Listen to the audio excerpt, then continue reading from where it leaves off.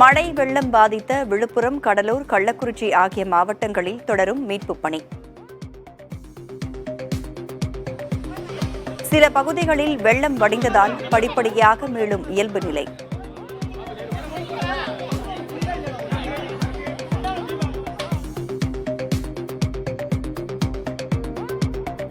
விழுப்புரம் மாவட்டத்தில் புதன்கிழமை பள்ளி கல்லூரிகளுக்கு விடுமுறை. புதுச்சேரியில் நிவாரண முகாம்களாக செயல்படும் 22 பள்ளிகளுக்கு மட்டும் விடுமுறை அறிவிப்பு.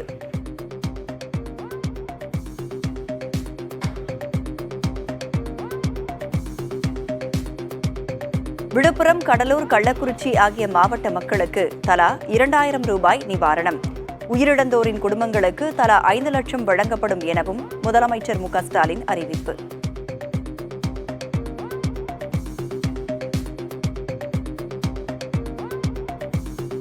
சேதமடைந்த குடிசைகளுக்கு தலா 10,000 ரூபாய் நிவாரணம் அறிவிப்பு.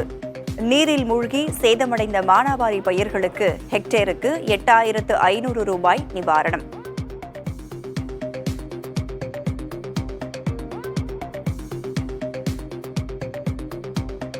கால்நடைகளின் உயிரிழப்புக்கு நிவாரணமாக 37,500 ரூபாய் அறிவிப்பு. பல்லாண்டு பயிர்கள் மற்றும் மரங்கள் சேதத்திற்கு ஹெக்டேருக்கு 22,500 ரூபாய் நிவாரணம்.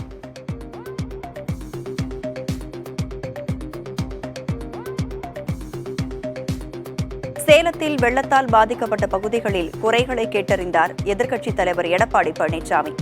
சாத்தனூர் அணையிலிருந்து நள்ளிரவில் 1.5 லட்சம் கன அடி நீர் முன்னறிவிப்பின்றி திறக்கப்பட்டதாக குற்றச்சாட்டு. இன்றைக்கு அணையிலிருந்து தண்ணீர் திறந்து விடுகின்ற பொழுது எச்சரிக்கை கொடுக்க வேண்டும் மக்களுக்கு. அப்பதான் மக்கள் பாதுகாப்பான இடத்திற்கு அவர் செல்ல முடியும். அவர் உடைமைகள்லாம் பாதுகாப்பாக எடுத்து செல்ல முடியும். அவை எந்தவித பாதுகாப்பும் இல்லாம, எந்த ஒரு முன்னறிப்பும் இல்லாம திடீரென்று சாத்தனூர் அணையிலிருந்து 1,62,000 கன நேற்றைக்கு முன்தினம் இரவு 2 மணி அளவிலே தண்ணீர் திறந்து விட்ட காரணத்தினால அந்த தென்பண்ணை ஆற்றின் கரையோர பகுதியில் இருக்கிற மக்கள், விழுப்புரம் நகர மக்கள், கடலூர் நகர மக்கள் கடுமையாக இந்த வெள்ளத்தால் பாதிக்கப்பட்டிருக்கிறாங்க. இது கடும் கண்டனத்துக்குரியது. சாத்தனூர் அணையிலிருந்து வினாடிக்கு 30,000 கன அடி திறக்கப்படும் என்று கூறிவிட்டு 1,30,000 கன அடி திறந்தது ஏன்? தமிழக அரசுக்கு பாமக தலைவர் அன்புமணி ராமதாஸ் கேள்வி.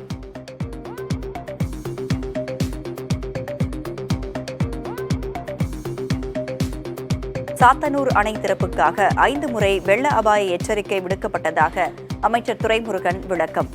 அணையிலிருந்து நீர் திறந்திருக்காவிட்டால் பேரழிவு ஏற்பட்டிருக்கும் எனவும் எதிர்க்கட்சிகளின் குற்றச்சாட்டுகளுக்கு பதில்.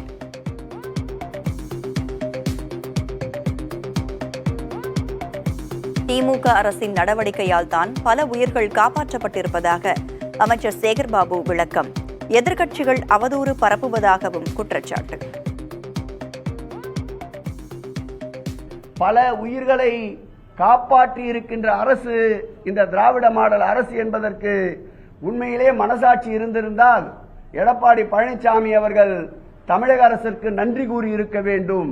அதை விட்டுவிட்டு வஞ்சக எண்ணத்தோடு குறை சொல்லிக் கொண்டிருக்கின்றார். மழை வெள்ளத்தால் பாதிக்கப்பட்ட மக்களுக்கு 10,500 ரூபாய் நிவாரணம் வழங்க வேண்டும். பாஜக மாநில தலைவர் அண்ணாமலை வலியுறுத்தல்.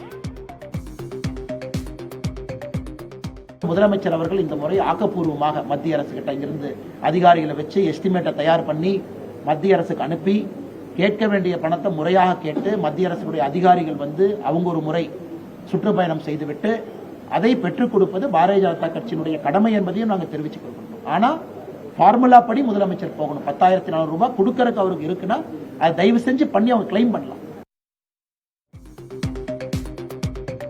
முன்னெச்சரிக்கை நடவடிக்கைகளை மேற்கொள்ளாமல் தற்காலிக நிவாரணம் கொடுத்துவிட்டு போவதுதான் தீர்வா?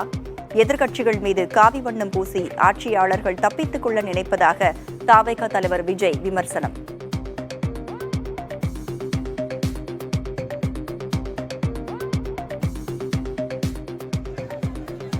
வேண்டுமென்றே அரசியலாக்குவதற்காக தன் மீது சேறு வீச்சு. இருவேல்பட்டு கிராமத்தில் நடந்த சம்பவம் குறித்து அமைச்சர் பொன்முடி விளக்கம். இறங்கி பேச அரை மணி நேரத்துக்கு மேலே அங்கே பேசி அந்த உள்ளெல்லாம் போய் பார்த்துட்டு வந்தோம். அப்படி வரும்போதும் வேண்டுமென்றே அரசியலாக்குவதற்காக.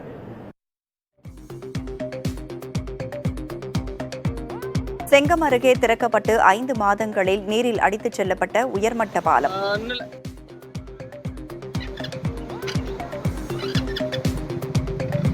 வினாடிக்கு 3 லட்சம் கன அடி வரை வெள்ளம் பெருக்கெடுத்ததால் பாலம் சேதமடைந்ததாக அரசு தரப்பில் விளக்கம்.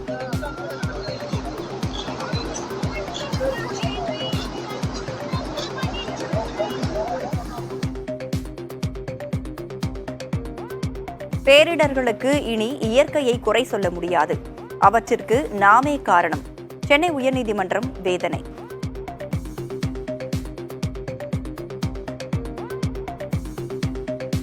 நாடு முழுவதும் சாதிவாரி கணக்கெடுப்பு நடத்த வேண்டும். சமூக நீதி கூட்டமைப்பு மாநாட்டில் காணொலியில் பேசிய முதலமைச்சர் வலியுறுத்தல்.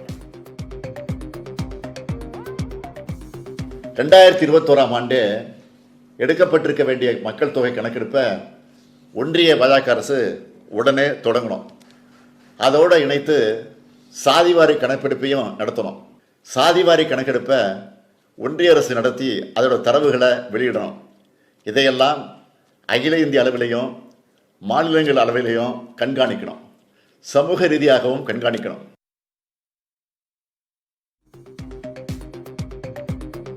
மெத்தபெட்டமைன் போதைப் பொருள் கடத்தல் வழக்கில் சிக்கிய NCB காவலர்கள் 2 கைது செய்து சென்னை காவல்துறை தீவிர விசாரணை.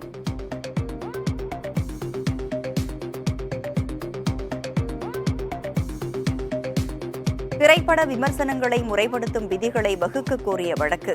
விமர்சிப்பது கருத்து சுதந்திரம் என்பதால் விமர்சனங்களுக்கு தடை உத்தரவு பிறப்பிக்க உயர்நீதிமன்றம் மறுப்பு.